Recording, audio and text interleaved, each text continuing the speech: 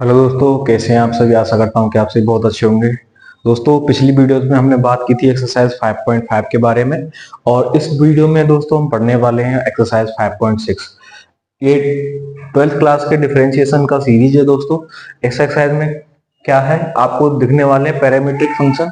क्या होता है पैरामीट्रिक फंक्शन? दोस्तों, पैरामीट्रिक फंक्शन वे फंक्शन होते हैं जो किसी अदर अदर कांस्टेंट में, मतलब अभी तक तो आपने एक्स और वाई से ही पढ़ा होगा डिफरेंशिएशन, लेकिन इसमें क्या होता है, एक अदर कांस्टेंट मतलब एक अदर वेरिएबल आएगा जिसमें हमारा फंक्शन दे रखा होगा, और उसी के सापेक्ष हमको उसका डिफरेंशिएट करके और d y upon d x की वैल्यू निकालनी पड़ेगी। तो देखिए, शुरू करते हैं पैरामीट्रिक फंक्शन का क्वेश्चन नंबर फर्स्ट एक्सरसाइज का। देखो, सबसे पहला वाला क्वेश्चन है दोस्तों, हमारे पास क्या है, एक्स बराबर क्या रखा है, एक्स बराबर है 2a t² एंड y बराबर फंक्शन क्या है, y बराबर दे रखा है a t की पावर 4, और मुझसे पूछा है कि आप फाइंड कीजिए कि dy अपॉन dx की जो वैल्यू है वो क्या होने वाली है दोस्तों। तो देखिए, dy अपॉन dx की वैल्यू निकालने के लिए मुझे ये फंक्शन जो दोस्तों t में दे रखे हैं दोनों, ये भी मेरा t का ही फंक्शन है और ये भी t का फंक्शन है। तो मैं क्या करूंगा, पहले इन दोनों को मैं t के सापेक्ष डिफरेंशिएट करूंगा। इसीलिए हमारा जो x वाला फंक्शन है वो क्या है, ta t²। इसको आप डिफरेंशिएट करोगे विद रेस्पेक्ट टू t। जब आप इसे differentiate with respect to t करोगे तो आप इसे लिखोगे dx अपॉन dt।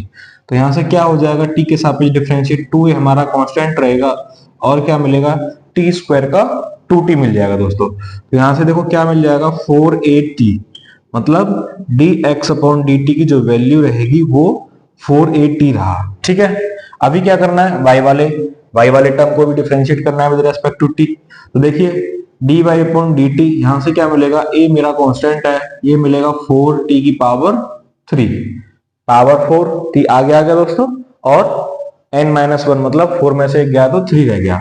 तो यहां से dy अपॉन dt की जो वैल्यू आएगी वो क्या आएगी दोस्तों, यहां से मिलेगी मुझे 4at का क्यूब। मैं आपको क्या करना है, आपको x वाला डिफरेंशिएट करना है और y वाला डिफरेंशिएट करना है। अभी आपको जो प्रॉपर वैल्यू चाहिए वो किसकी चाहिए, आपको वैल्यू चाहिए dy अपॉन dx की, dy अपॉन dx की वैल्यू चाहिए। तो dy अपॉन dx की वैल्यू दोस्तों कैसे मिलेगी, आपको मिलेगी dy अपॉन dt की वैल्यू को ऊपर रखो न्यूमिनेटर में, और डिनोमिनेटर में रखो dx अपॉन dt की। आपको क्या करना है, dy अपॉन dx की वैल्यू निकालने के लिए जो आपके पास dy अपॉन dt की वैल्यू आई है उसको तो आप न्यूमिनेटर में रखो, और जो dx अपॉन dt की वैल्यू आई उसे आप डिनोमिनेटर में रखो। तो रखो तो देखो क्या मिलेगा, यहां से dy अपॉन dt की वैल्यू है 4at क्यूब, और यहां से मुझे मिला है 4at, dx अपॉन dt की वैल्यू 4at। तो देखो दोस्तों, 4a से 4a कैंसिल हो गया, तो यहां से क्या मिला, t क्यूब अपॉन t, और t से t क्यूब कैंसिल होगा तो क्या मिलेगा, t²। इसीलिए आपको जो dy अपॉन dx की जो वैल्यू है वो क्या मिल जाएगी, वो t² मिल जाएगी। ठीक है ना। तो ये था आपका क्वेश्चन नंबर फर्स्ट। आपको आशा करता हूं कि आपको समझ में आया होगा। कुछ नहीं करना है, कोई सा भी फंक्शन दे रखा हो, आपको पहले उस फंक्शन को जो भी वेरिएबल, यहाँ दोस्तों t वेरिएबल दिया गया है तो मैंने t के सापेक्ष डिफरेंशिएट किया है, और अगर कुछ और वेरिएबल दे रखा होता तो मैं उसके सापेक्ष उसे डिफरेंशिएट करता। पहले आपको x वाला डिफरेंशिएट करना है, किसी को भी कर लो, x वाले को ही नहीं, आप किसी को डिफरेंशिएट कर लो, लेकिन दोनों आपको डिफरेंशिएट करने with respect to which variable which gives, जो हमें दिया गया है उसके आधार पर ही आपको आगे सॉल्व करना है। तो ये था क्वेश्चन नंबर फर्स्ट। आगे करते हैं क्वेश्चन नंबर सेकंड। देखिए क्वेश्चन नंबर सेकंड,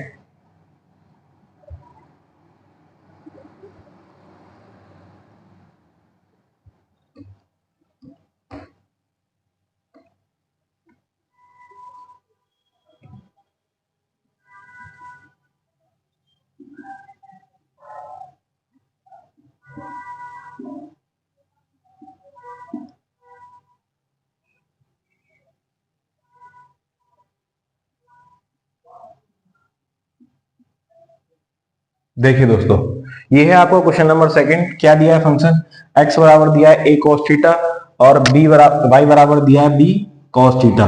तो आपको क्या करना है, dy अपॉन dx की वैल्यू फाइंड आउट करनी है। तो dy अपॉन dx की वैल्यू आप कैसे निकालोगे, आप क्या करोगे, थीटा आपको वेरिएबल दे रखा है तो आप क्या करोगे, दोनों फंक्शनों को थीटा के सापेक्ष क्या करोगे, आप डिफरेंशिएट करोगे। तो देखिए सबसे पहले मैं क्या करूंगा, मैंने x वाला लिखा, x बराबर दे रखा है मुझे a cos थीटा। जब आप इसे थीटा के सापेक्ष डिफरेंशिएट करोगे तो x को लिखोगे dx upon d theta. a मेरा कांस्टेंट टर्म है दोस्तों, और आप जानते हो cos थीटा का जो डिफरेंशिएट होता है वो क्या होता है, माइनस का साइन थीटा। यहां से dx अपॉन डी थीटा की जो वैल्यू आएगी दोस्तों वो क्या आ जाएगी, माइनस a और साइन थीटा। ठीक है, आप इस इक्वेशन फर्स्ट लिखो और इधर y वाले को डिफरेंशिएट करो। y वाला का डिफरेंशिएट y बराबर दे रखा है आपको b cos थीटा। तो v हमारा कांस्टेंट है, इसको लिखा जाएगा dy upon d theta. b constant लिखा, इसका मिलेगा माइनस का साइन थीटा।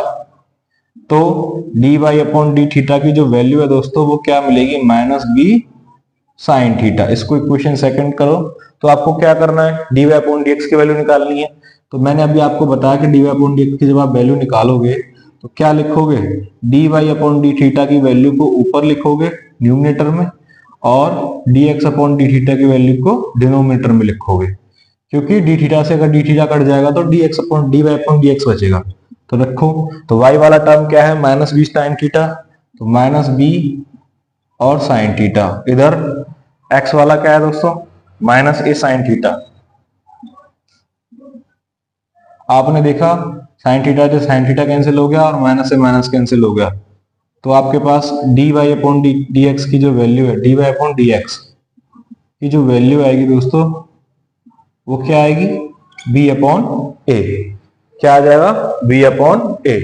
आशा करता हूं आपको समझ में आएगा, कुछ नहीं करना है, बस y वाला फंक्शन दे रखा है, y वाले फंक्शन को थीटा के सापेक्ष, थीटा वेरिएबल है तो थीटा के सापेक्ष सॉल्व कर दिया, x वाले फंक्शन को थीटा के सापेक्ष और दोनों को लिख दिया है दोस्तों। y वाला हमको dy अपॉन dx चाहिए तो y वाले को ऊपर लिखेंगे, अगर ये बोलता dx अपॉन dy चाहिए तो x वाले को ऊपर लिख दे। ठीक है, आशा करता हूं आपको समझ में आया होगा। आगे देखते हैं क्वेश्चन नंबर थर्ड। देख क्वेश्चन क्या दे रखा है आपको, x बराबर का है साइन थीटा है, y बराबर cos 2 थीटा है। आपको वैल्यू निकालनी है dx अपॉन dy की। तो आपको क्या करना है, सबसे पहले आपको x बराबर दे रखा है, x बराबर साइन थीटा। आप क्या करोगे, आपको पता है कि वेरिएबल क्या दे रखा है, t दे रखा है। तो आपको किसके सापेक्ष, t के सापेक्ष ही फंक्शन को डिफरेंशिएट करना है।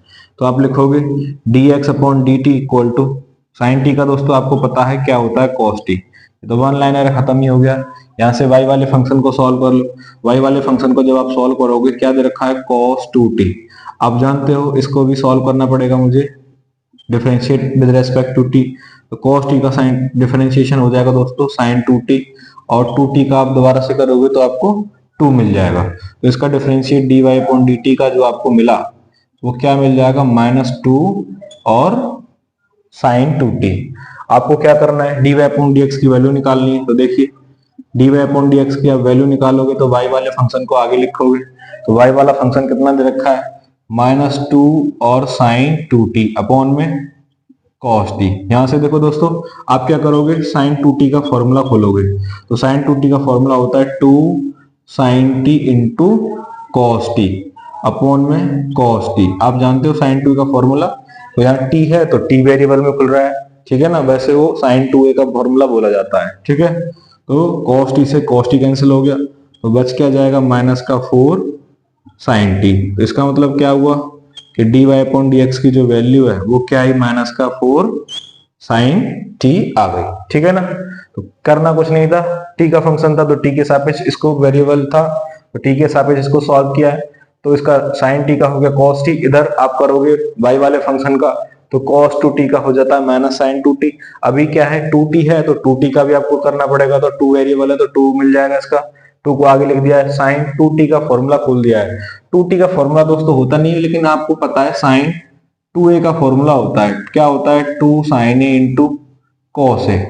तो यहाँ t वेरिएबल है तो वही यही फॉर्मूला मैंने t के रेस्पेक्ट में खोल दिया है। सिर्फ sin 2a का t के रेस्पेक्ट में क्या आ गया, 2 sin t into cos t। तो cos t डिनोमिनेटर में, तो cos t से cos t कट गया दोस्तों, क्या बच गया, -4 sin t। आशा करता हूं कि आपको समझ में आया होगा। अगर दोस्तों आपको मेरी वीडियोस अच्छी लगती हैं तो अपने दोस्तों के साथ जरूर शेयर करें, जिससे कि उनका भी बेनिफिट हो। अगला क्वेश्चन है दोस्तों, अगला क्वेश्चन देखते हैं, क्वेश्चन नंबर 4। क्वेश्चन नंबर 4 है आपका, क्या दे रखा है, t का फंक्शन दे रखा है, x बराबर कह रहा है 4t है और y बराबर कह रहा है 1/4t है। देखो इसको सॉल्व करते हैं। सबसे पहले डिफरेंशिएट करना पड़ेगा। टी का फंक्शन है तो आपको डिफरेंशिएट की सापेक्ष टी के सापेक्ष ही करना पड़ेगा। तो यहाँ से क्या मिलेगा दोस्तों, D x upon D T की जो वैल्यू है वो मिलेगी आपको 4 into 1, क्योंकि आपको पता है किसी भी कांस्टेंट या वेरिएबल का उसी के सापेक्ष में अवकलन जो है वो क्या हो जाता है, 1 हो जाता है। तो यहाँ से D x upon D T की जो वैल्यू मिलेगी वो क्या मिलेगा, 4 मिलेगा। ठीक है ना। अभी y वाले फंक्शन को भी सॉल्व करते हैं। y वाला फंक्शन आपको दे रखा है 4/t। आप जानते हैं कि t को अगर मैं ऊपर लेके जाऊं तो मुझे क्या मिलेगा, y बराबर 4t इनवर्स मिल जाएगा। ठीक है ना। जब आप इसको सॉल्व डिफरेंशिएट करोगे विद रेस्पेक्ट टू t तो आपको क्या मिलेगा, 4 तो ऐसे रहेगा दोस्तों।